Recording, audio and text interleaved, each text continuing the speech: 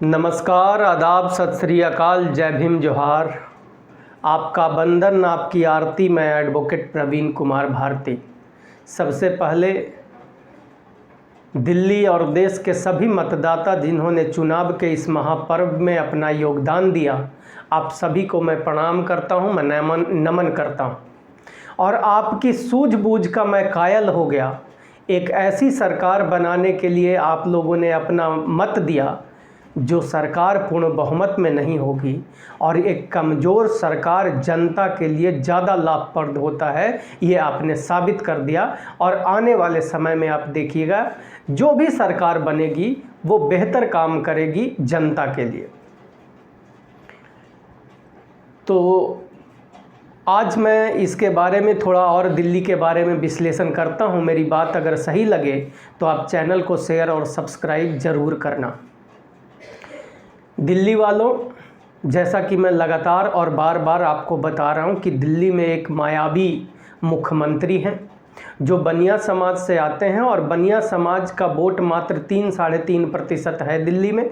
वो मुख्यमंत्री बन गए हैं। गलती हम लोगों की है, हम लोग उनको बनाए हैं, जबकि हम लोगों के ये जानकारी में होनी चाहिए कि दिल्ली के मुख्यमंत्री सिर्फ और सिर्फ बनिया समाज के लिए काम करते हैं, मतलब अपने 3.5% लोगों के विकास के लिए काम करते हैं।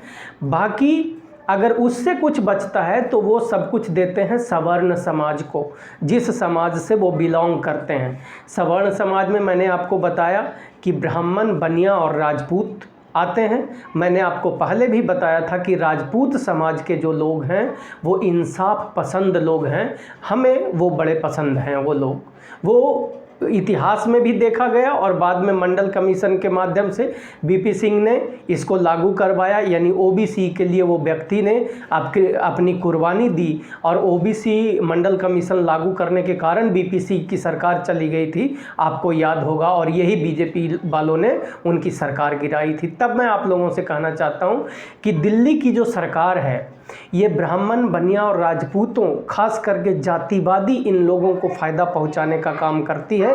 जबकि आपको पता है कि दिल्ली की सरकार 90% voter SC ST OBC minority के वोट से, यानी डायमंड परिवार जिसे हम लोग कहते हैं, इनके वोट से ये सरकार बनी है। लेकिन प्रमाण आज फिर से आपको दिखाता हूं।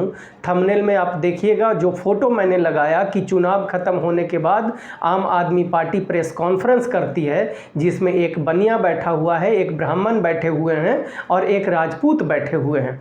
इसका मतलब कि 90% लोगों का डिसीजन मेकिंग में आम आदमी पार्टी में कोई जगह नहीं है। उनका जगह कहाँ पे है?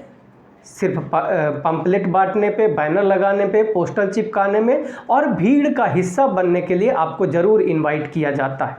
तो तब मैं आप लोगों से कहना चाहता हूं कि आज जो हमारे लोग गर्मी में इस प्रकार से झुलस के अपनी ज़िंदगी में, आज झुग्गियों में जब जाता हूं तो उनके छत के ऊपर टीन का टप्पर होता है, और उन टीन के टप्पर के नीचे ऐसा लगता है जैसे आग लगी हो, चेहरे लोगों का पूरा बदन जल गया हो, झुलस गया हो, ऐसा स्थिति है 90% हमारे SC ST OBC के लोग जो झुग्गियों में रहते हैं उनका।